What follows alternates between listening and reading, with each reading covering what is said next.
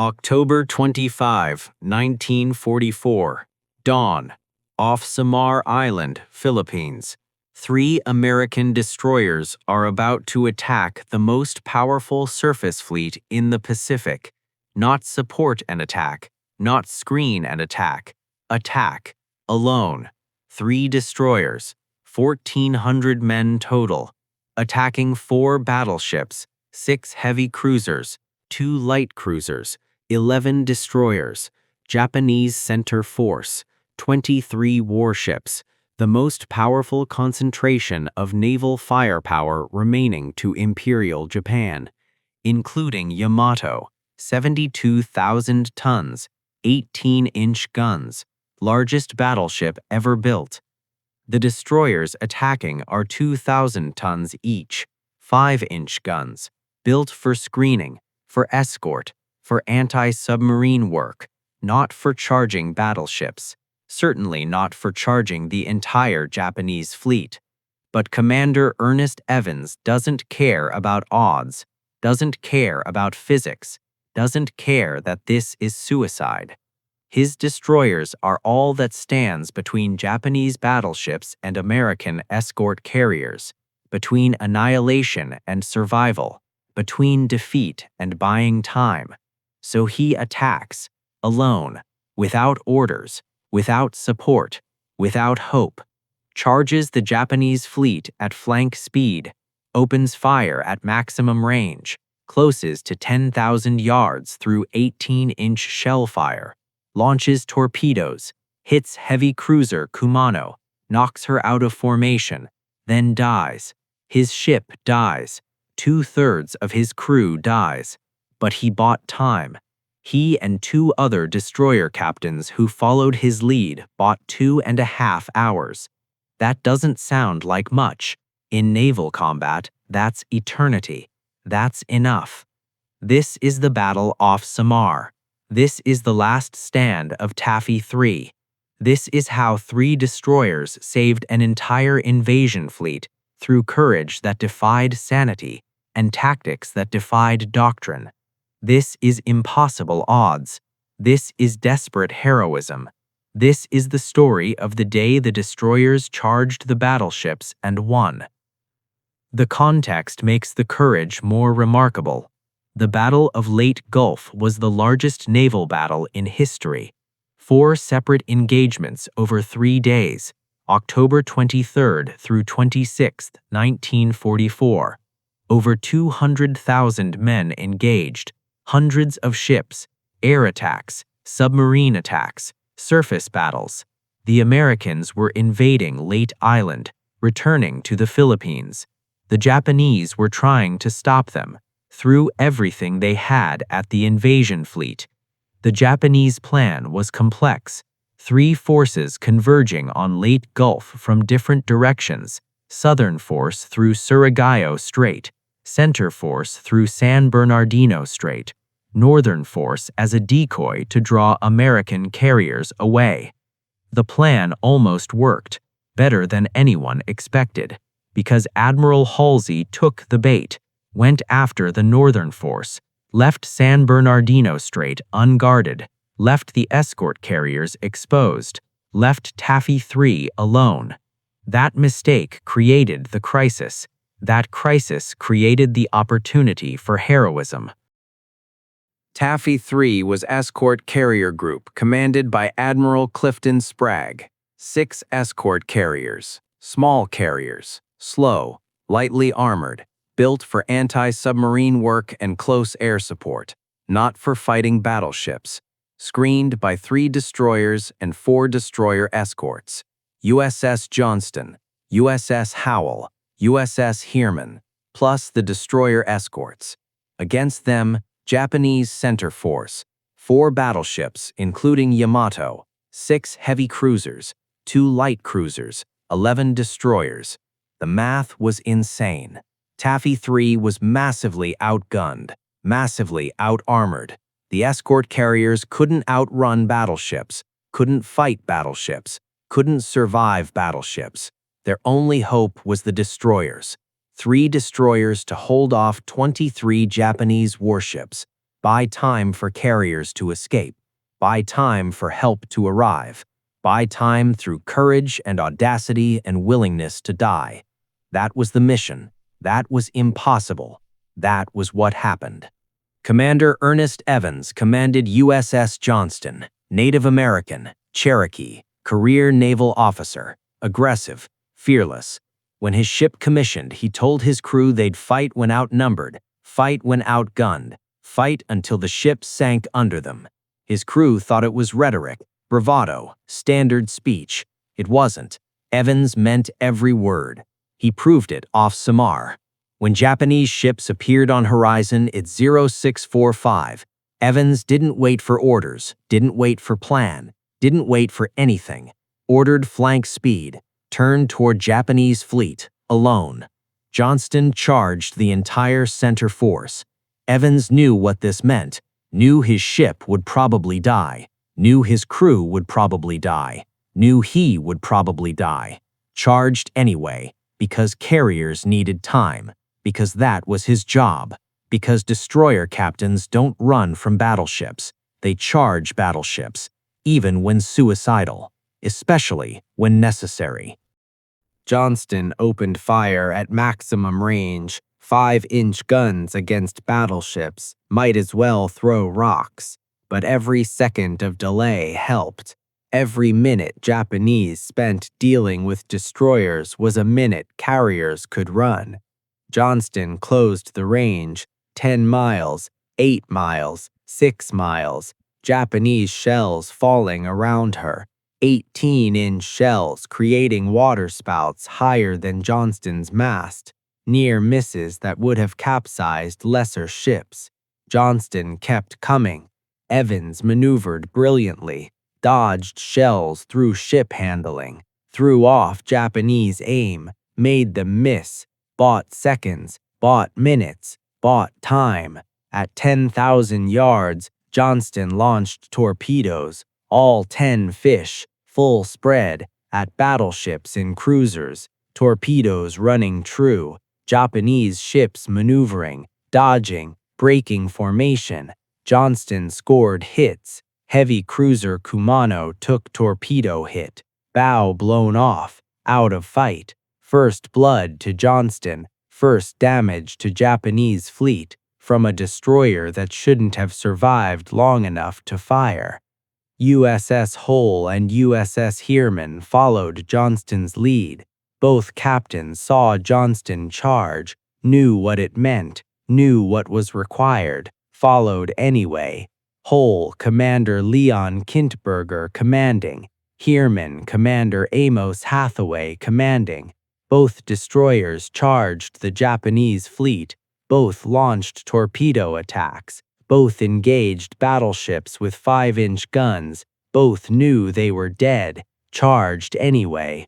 This wasn't doctrine, wasn't procedure, wasn't sane. This was 3 destroyer captains independently deciding to commit suicide to buy time, 3 crews accepting death to save carriers, 3 ships charging 23 because someone had to, because no one else could, because destroyers exist for moments like this, when someone has to charge the enemy, someone has to sacrifice, someone has to buy time with blood.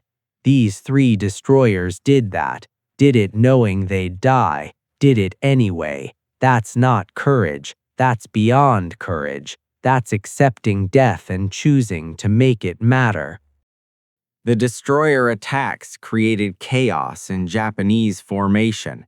Torpedo spreads forced evasive maneuvers, ships breaking formation to dodge, losing cohesion, losing coordination.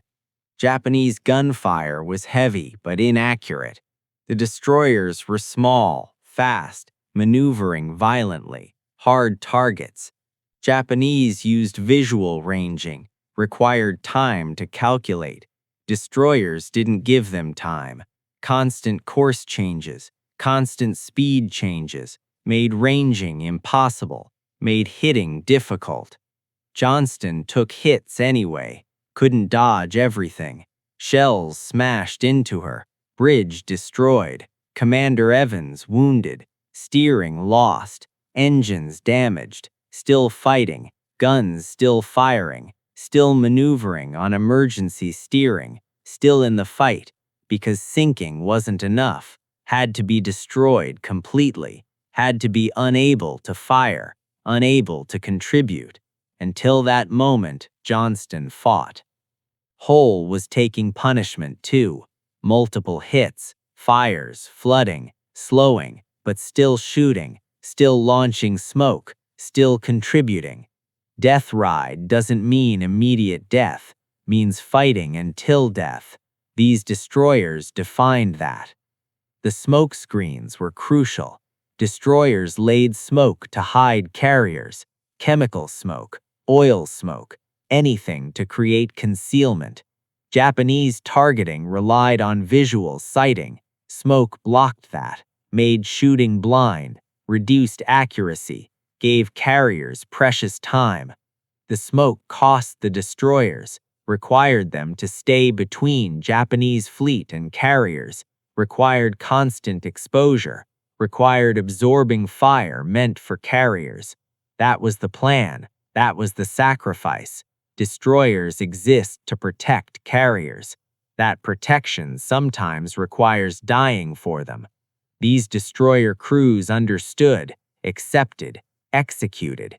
They laid smoke knowing it marked them, knowing Japanese would target them, laid smoke anyway, kept laying smoke even as shells hit, even as ships burned, even as hope faded, because carriers still needed protection, still needed time, still needed smoke, so destroyers provided, until they couldn't, until they sank, until the last possible moment.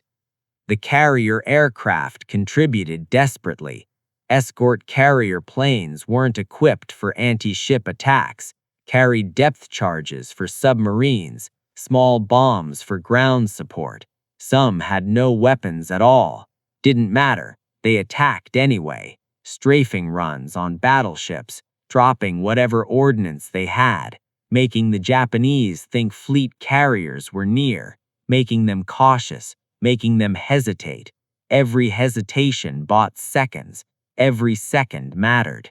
The pilots made repeated runs, rearmed with whatever ordnance was available, often just making dry runs, no weapons, just harassment, keeping Japanese distracted, keeping them defensive, working with destroyers, creating coordinated chaos. Neither alone could win. Together they might buy enough time. That was the hope. That was the plan. Execute until dead, until ammunition gone, until ships sunk, until physically impossible to continue. Then try anyway.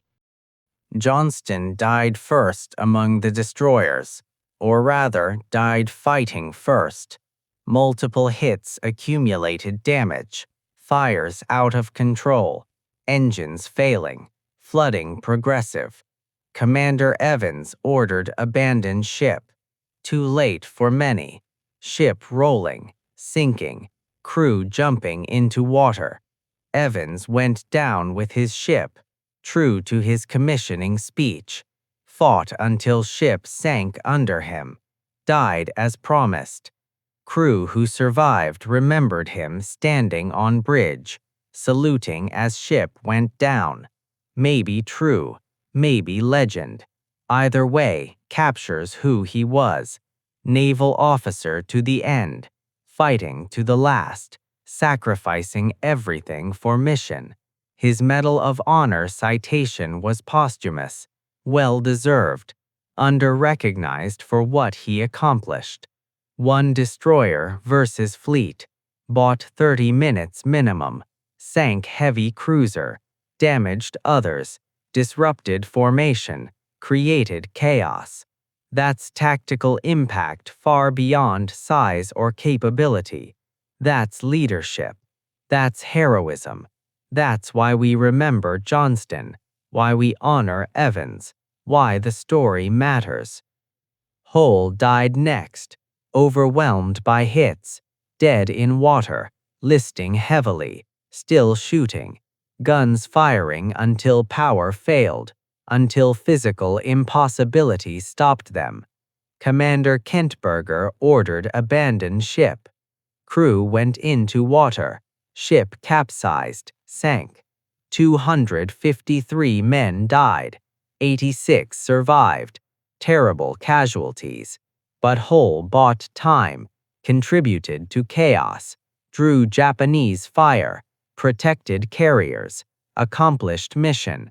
That success doesn't reduce the tragedy, doesn't justify the deaths, just gives them meaning, makes sacrifice contribute to something. Hoel's crew died buying time. That time saved thousands on the carriers.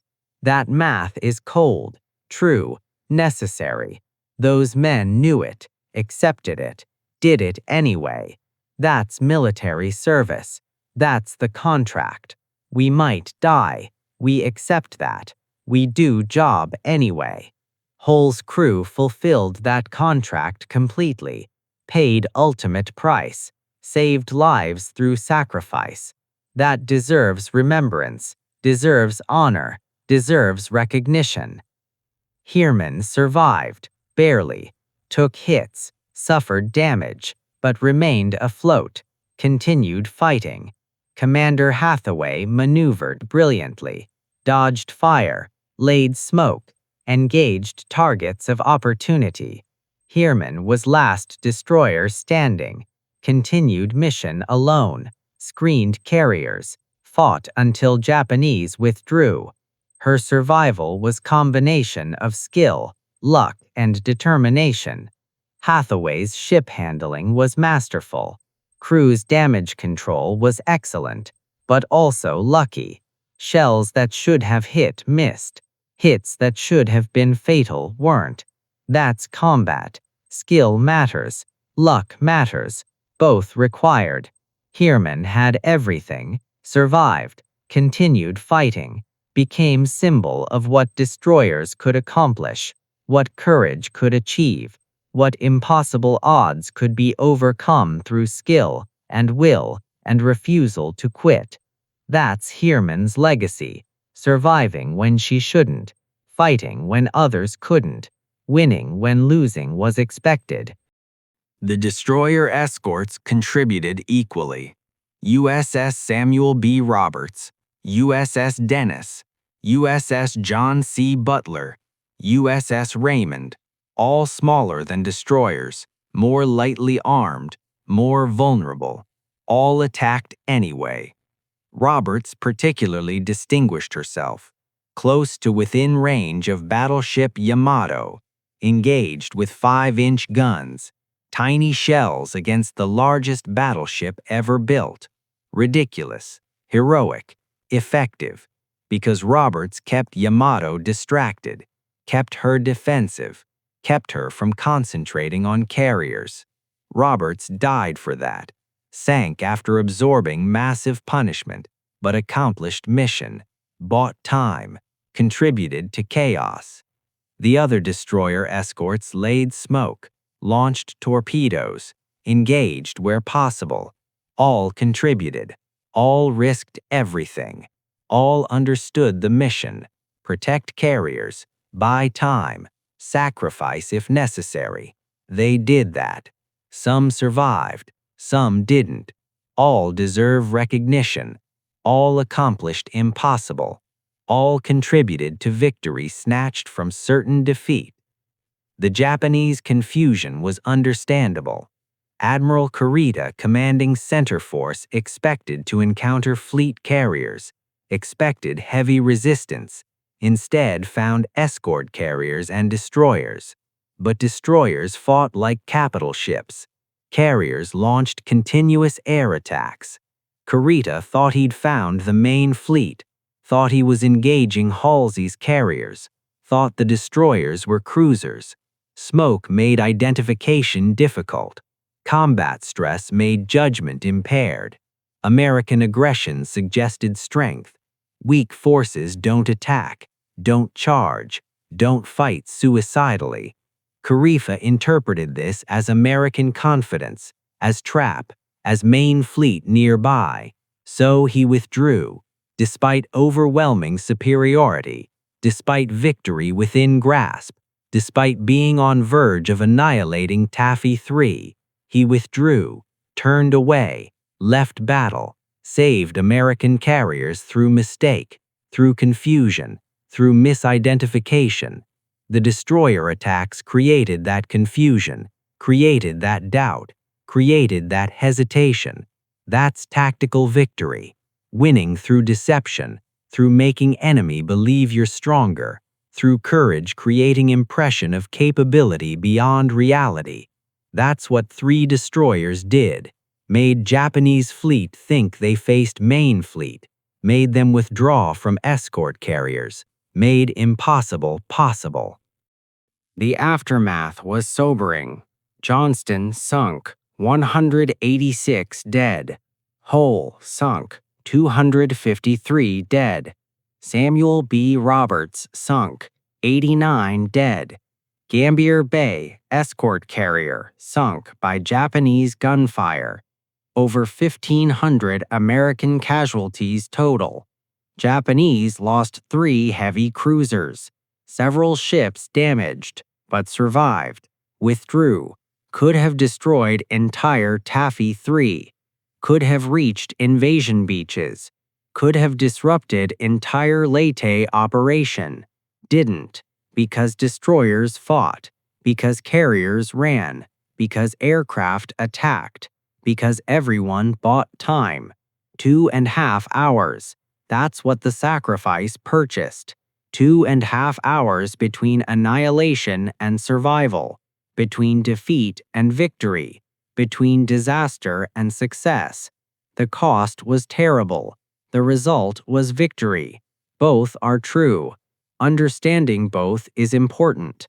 Honoring both is necessary.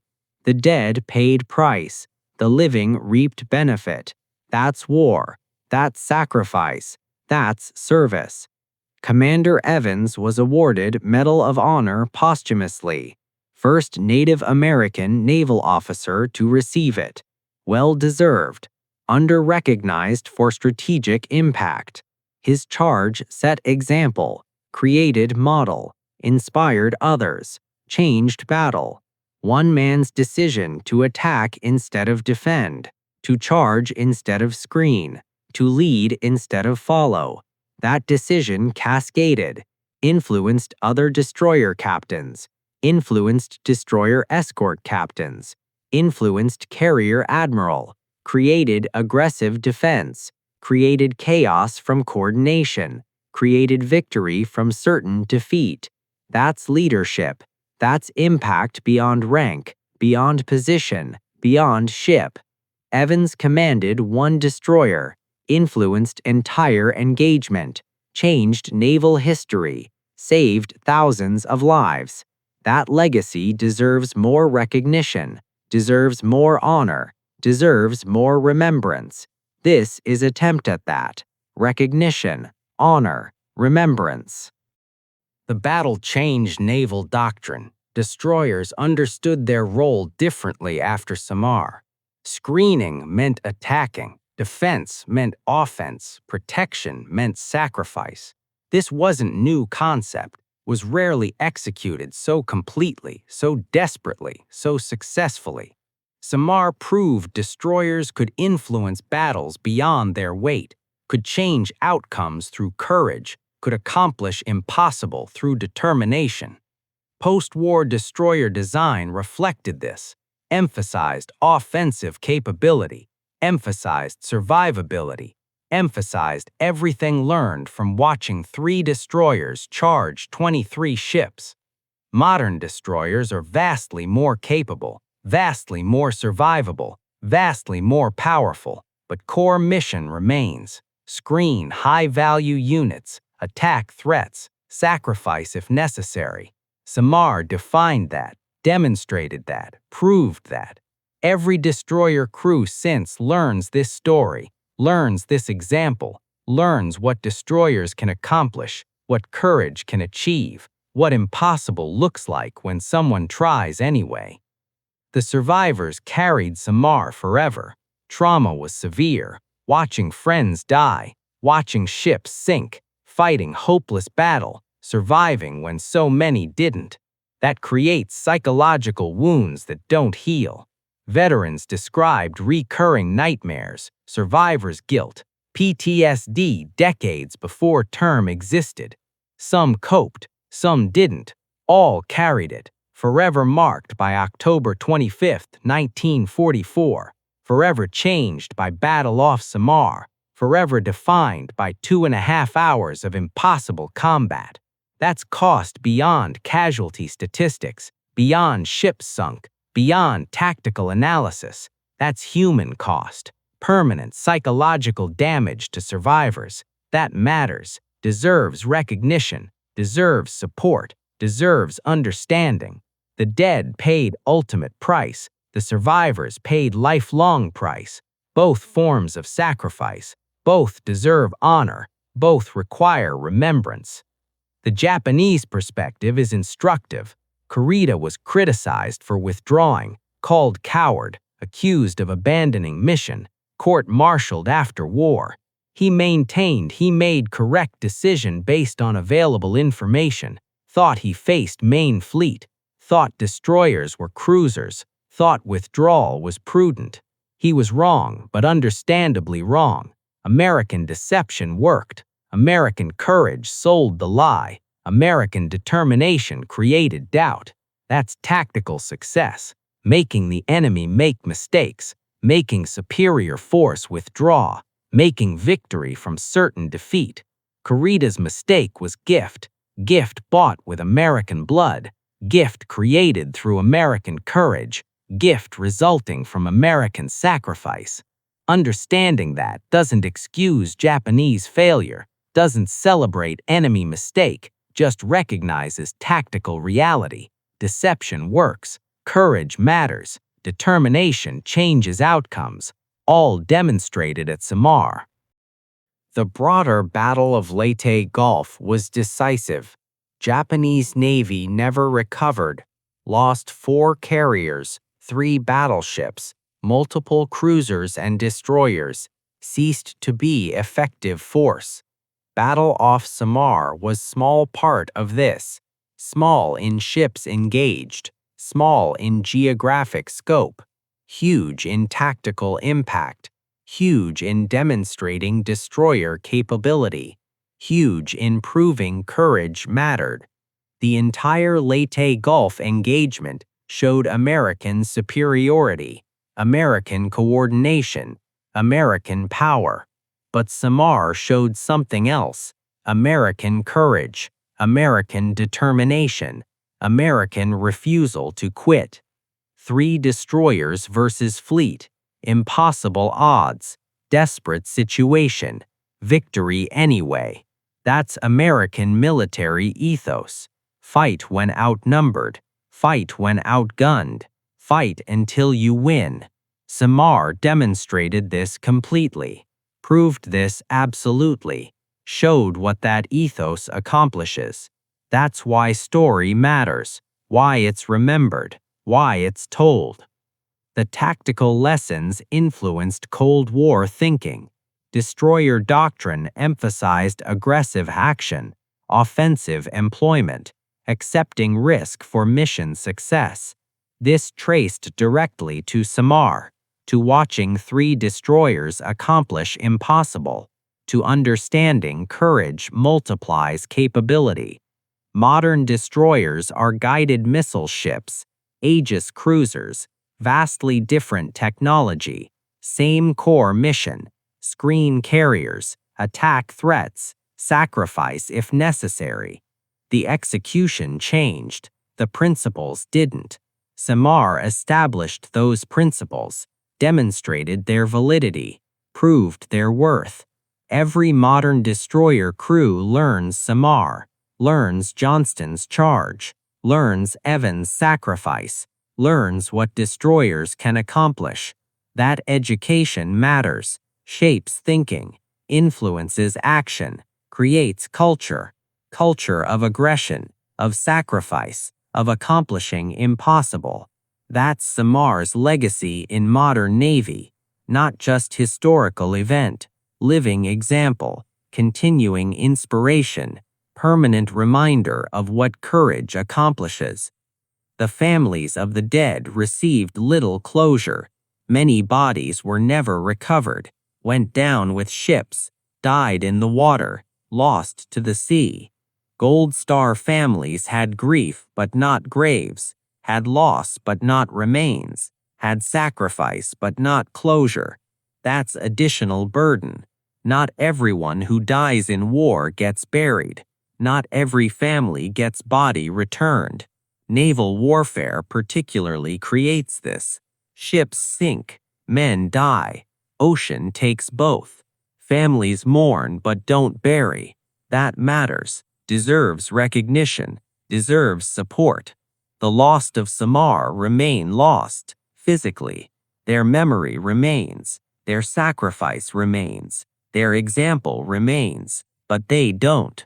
That permanent absence creates permanent grief. Families carried that, still carry that, descendants carry that. That's multi-generational cost. That's legacy beyond tactics.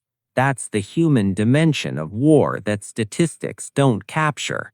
Samar created 500 plus such families, created holes that don't fill, created grief that doesn't end. That deserves recognition as much as tactical victory. If stories like Samar matter to you, if remembering destroyer courage matters, if understanding sacrifice matters, subscribe to the Foxhole Chronicles. We tell forgotten stories every week, stories about impossible odds, stories about desperate courage, stories about sailors who charged battleships and won. Samar's story is one among many more coming. Subscribe and stay with us. Keep these memories alive together. This is Battle off Samar. This is 3 destroyers versus 23 warships. This is impossible odds overcome through courage. This is Death Ride that saved thousands. This is Johnston charging alone. This is Hoel following. This is Heermann surviving. This is Commander Evans going down with his ship. This is 500 plus sailors dying to buy time. This is 2.5 hours that changed everything. This is tactical victory snatched from certain defeat. This is why we remember, why we honor, why we tell the story. Because courage like this is rare. Because sacrifice like this is profound. Because victory like this is inspiring. Because moments like this define who we are, what we value, what we honor. Samar is all of that, forever. That's why it matters, why it's remembered, why it's told. The comparison to famous last stands is instructive. Thermopylae, Alamo, Little Bighorn, all involve small forces destroyed by larger forces, all honored for courage despite defeat. Samar is different. Samar was last stand that won, was suicide mission that succeeded, was hopeless battle that achieved victory. That's rarer. That's more remarkable. That's why tactical analysts study Samar. Study how impossible became possible. Study how courage changed outcomes. Study how determination overcame physics. The answer isn't simple, wasn't one factor, was combination. Aggressive tactics, brilliant maneuvering, effective coordination, enemy confusion, all contributed. But foundation was courage, willingness to die, acceptance of impossible, determination to try anyway. That enabled everything else. That made tactics possible. That created opportunity for skill. That's lesson from Samar. Courage creates opportunities. Determination changes possibilities. Sacrifice accomplishes impossible. All proven October 25, 1944. The survivors were heroes, but many didn't feel like heroes, felt like they'd failed to save everyone, failed to save ships, failed to prevent casualties. That's survivor's guilt. That's normal response to traumatic survival. Doesn't match external recognition.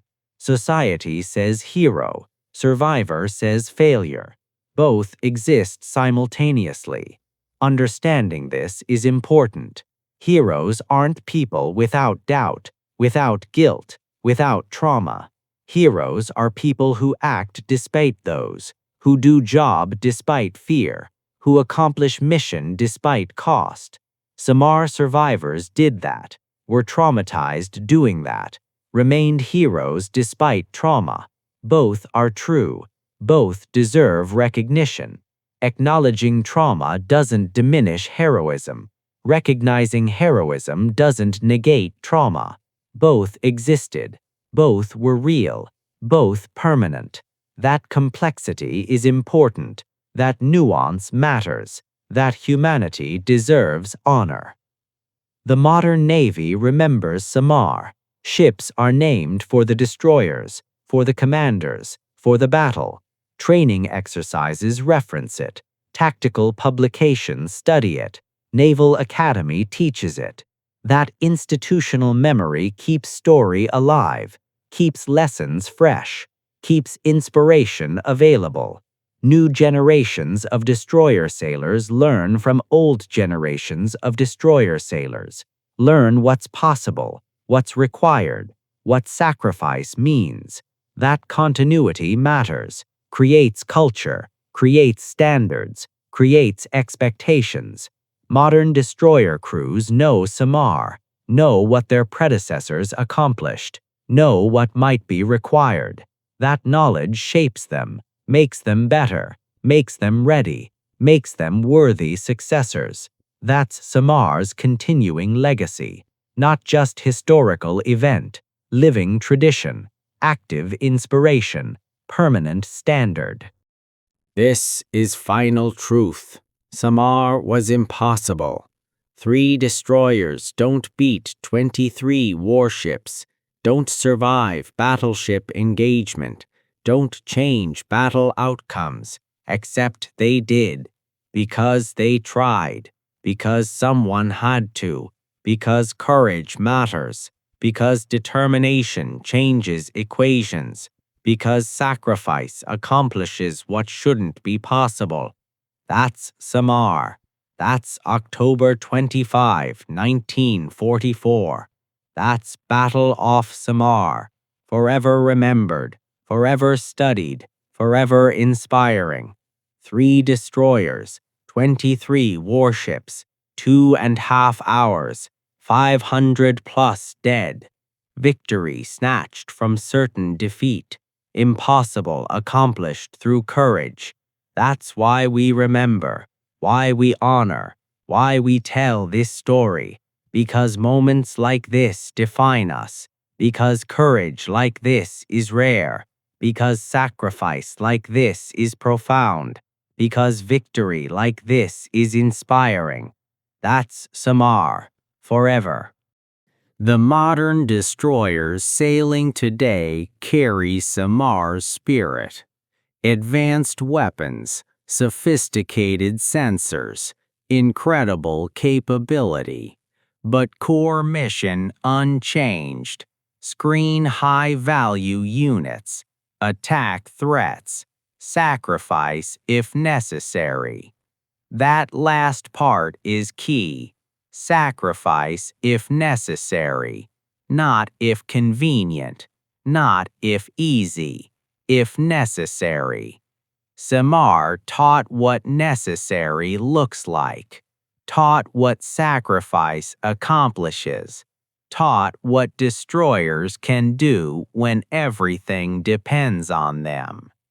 Modern destroyer crews learn this, train for this, prepare for this, hope they never need this, but ready if they do.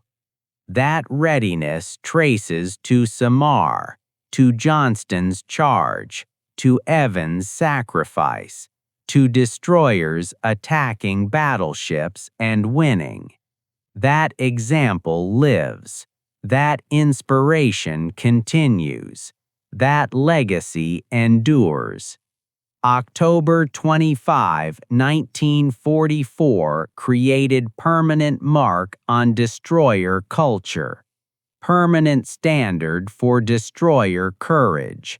Permanent example of destroyer impact. That's Samar's final legacy. Not just historical battle. Permanent part of destroyer identity. Forever.